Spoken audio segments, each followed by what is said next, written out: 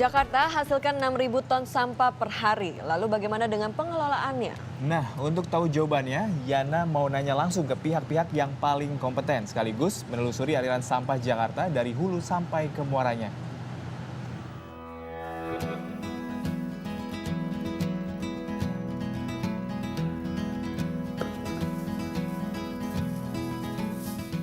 Kebersihan pangkal kesehatan. Kalau ada sampah, ya harus segera dibuang.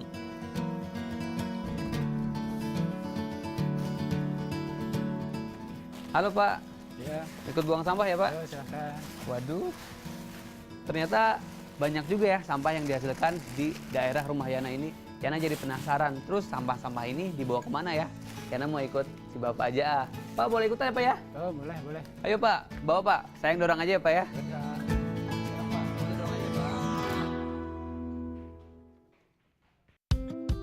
Kalau selama ini sama siapa Pak?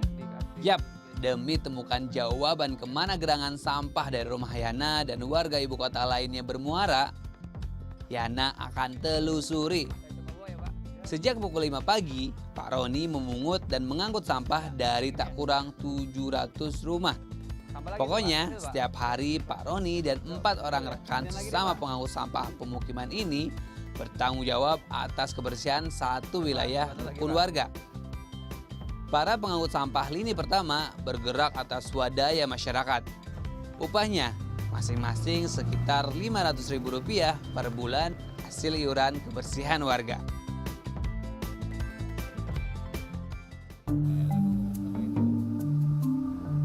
Biasanya pekerjaan selesai jam 11 siang. Nah, ini ternyata kenapa pengumpulan sampah masyarakat, maksudnya pengumpulan sampah dari rumah-rumah masyarakat harus mulai dan usai di pagi hari. Karena petugas harus segera mengantar gunungan limbah rumah tangga ke sini. Dipo atau tempat penampungan sampah sementara. Satu dipo merupakan shelter sampah pertama dari tak kurang 8.000 rumah warga. Daya tampungnya sekitar 10 ton.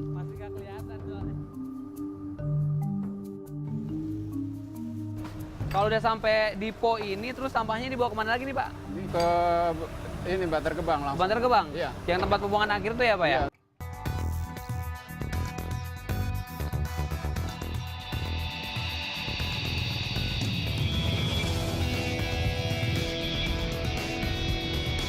Pak ini tiap hari bawa truk sampah ini Pak? Tiap hari. Selama ini suka dukanya apa aja nih Pak bawa truk sampah ini? Ya, dukanya diteriakin sama orang, bau. Jadi kalau jalan suka ada yang teriakin ya Pak ya? Iya. Karena bau ya Pak ya? Iya. Di jalanan ibu kota, sedikitnya 730 truk sampah hilir mudik setiap hari. Dari dipo-dipo alias TPS-TPS di 5 penjuru. Menuju satu tujuan yang sama, yaitu tempat pembuangan akhir atau TPA Sampah Jakarta di Bantar Gebang, Bekasi, Jawa Barat.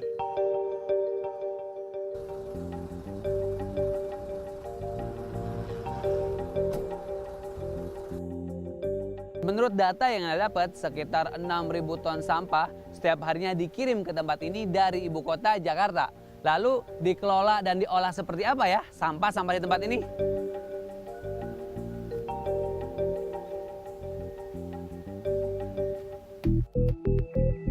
Tahun 2008, Bantar Gebang menyandang nama baru. Bukan lagi TPA, tapi TPST.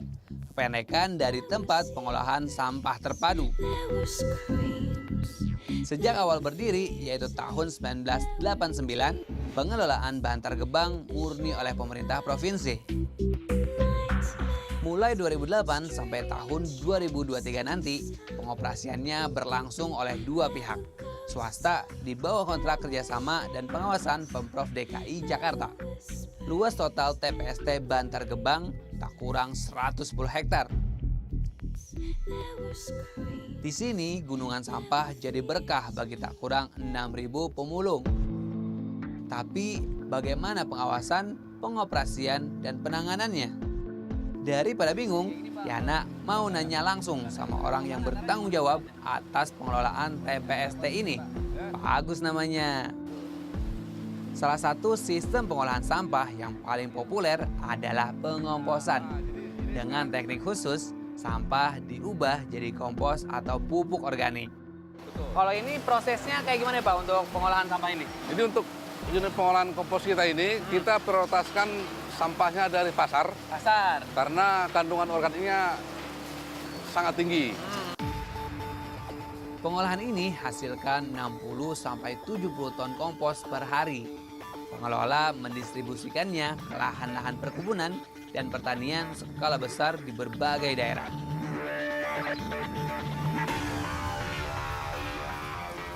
Seperti perkebunan kelapa sawit atau perkebunan ketela pohon. Langkah pengolahan lainnya mengubah sampah plastik menjadi biji plastik. Dari proses penyortiran, terpilah sedikitnya 30 ton limbah plastik per hari. Jumlah ini hasilkan sekitar 3 ton biji plastik. Daur ulang ini didistribusi ke industri plastik yang ada di daerah Jawa Timur.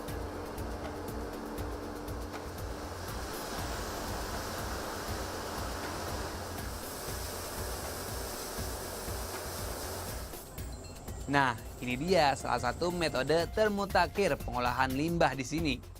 Sejak tahun 2008, pengelola TPST mengubah sampah menjadi energi listrik.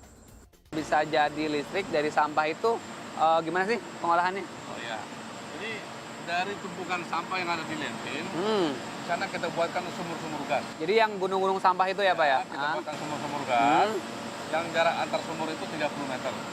Dengan kedalaman sumurnya sekitar 15 meter. Oke.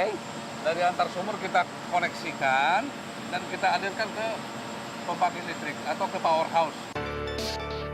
Listriknya memang tak serta-merta berasal dari sampah, melainkan dari gas metana, hasil proses pembusukan sampah.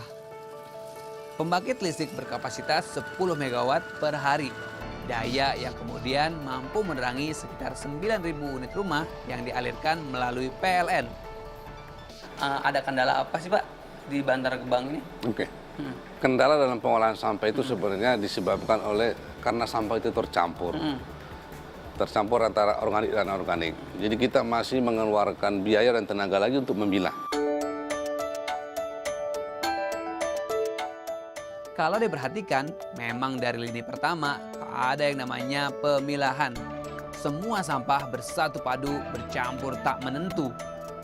Padahal ini langkah sederhana. Bukan bagaimana, bukan dari mana. Kita harus memulainya sendiri.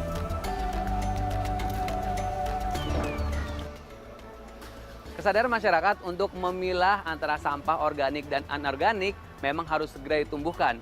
Dan yang paling penting adalah buang sampah pada tempatnya. Sekarang masalah sampah beres ya. Ada lagi yang mau nanya, tapi nggak tahu gimana nanyanya. Serahin aja sama Yana, karena Yana selalu mau nanya.